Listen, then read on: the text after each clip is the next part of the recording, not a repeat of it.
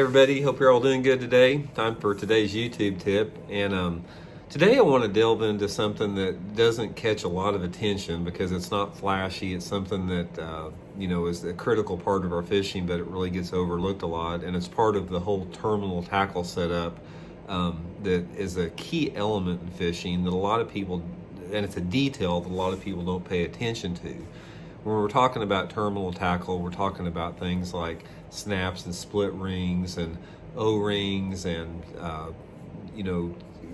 spinnerbait components that go into stuff like that. And all the little stuff that make up lure construction, a lot of it. And to me, the biggest aspects of the terminal tackle discussion is split rings and snaps, or split rings versus snaps, which is today's topic I want to talk about.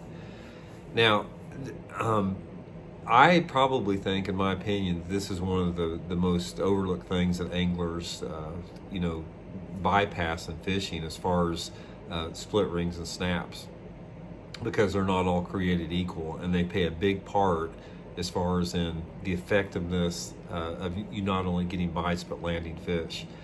And first of all, when we're talking about the topic of a snap versus a O-ring or split ring, I just want to say right off the bat, as far as snaps go, throw them all away. If you guys have snaps, if you're using snaps to attach your lures to your fishing line, you're creating yourself a weak link that doesn't have to be there.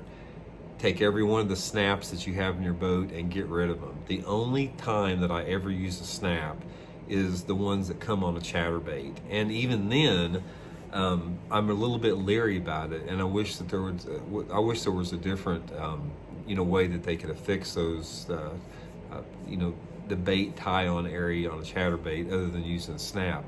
Snaps fail a lot because what you have is most of them are weak. If you get hung up on a snap and you got 17, 20, 25 pound test line and you pull on that bait, most of the time that you're going to straighten that snap out. You're going to break the cusp on it, and that snap's going to fail. And that's the big drawback behind snaps is, like I said, the connecting point on a snap with the diameter of wire that's on there, it's not much stronger than monofilament or fluorocarbon line. And I think what happens is a lot of people have gotten, they learn through fishing. They start out with snaps simply because they're easy. They're quick. You can change a bait quick with them. They're very convenient as far as that goes. And I think a lot of people, they gain trust in them, and you're going to wind up losing fish on it. I learned the hard way as far as, you'll be fishing along and maybe you'll get hung up a couple times and put some pressure on it, and you don't realize how close that snap is getting to the point of failure until you hook a big fish and you lose it on it. So anyway, first of all, right off the bat, throw all your snaps away. You don't need them. O-rings and split rings are a much better way to attach your lure to your line. And I'll explain a little bit about that because not all of them are created equal. The key to having the highest quality components that you can have on a lure that basically is a controlled variable in your fishing that allows you to become more efficient and land more fish is to have a high quality split ring. Don't skimp on the quality of the split rings that you have, and don't trust the baits that you have that will have the right split rings on them, because most of them don't.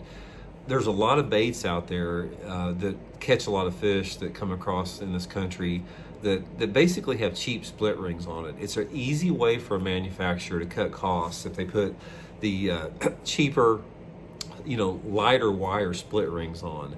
So one of the things you have on here is there's two elements that we're dealing with as far as when you buy a lure out of the package. Sometimes you have split rings that are too big. Now take, for example, right here, this is a Zara spook. And the stock split ring that comes with the Zara spook, as you can see here, it's way too big. There's no reason for that. Absolutely way too big. Not only that it creates a negative visual for the fish, but a lot of times, like on the mid part of that hook right there, the diameter of that split ring is so thick that it impedes with the free swinging of that hook. So the first thing I'll do on a lot of my baits that have these oversized split rings on it is I'll take them off and I replace them. This is the same bait, this is a spook, and I'll replace them with a much smaller split ring, as you can see right there. This right here is this is the Mega Bass split ring that comes on the Vision 110.